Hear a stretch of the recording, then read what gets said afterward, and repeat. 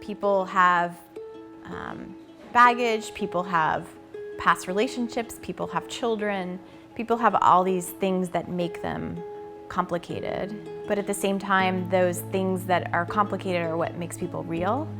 And I think it's, what has made our love and our relationship real is that it isn't, some picture perfect little storybook. We actually met during the heart of the Deepwater Horizon oil spill back in 2010. I'm a Coast Guard officer. And I was providing legislative affairs support to the Coast Guard. We basically spent 2 very long days just preparing his commanding officer to testify at this hearing.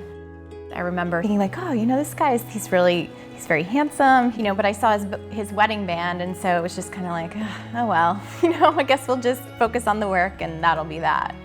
We kind of kept up the correspondence over email and also instant messaging, and just really kind of enjoyed each other's friendship.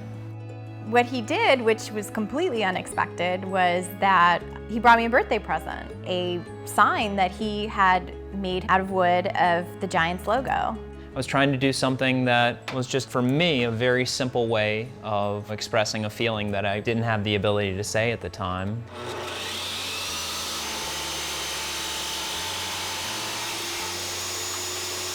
I think that was the night when we acknowledged that we had feelings for one another. I just said, very honestly, I'm crazy about you.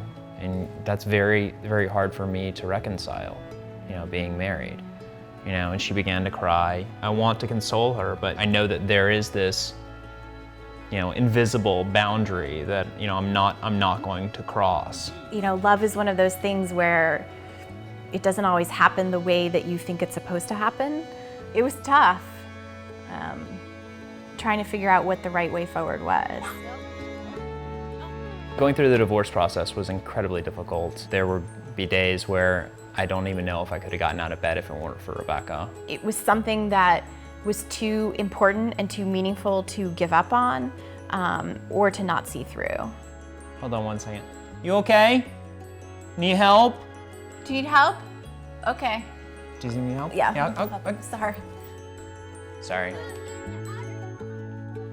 At times, you've described it as having, like a third person in the relationship. And and that third person is Vince's kids and his marriage, and sort of dealing with the pieces of that are still with us and will be with us.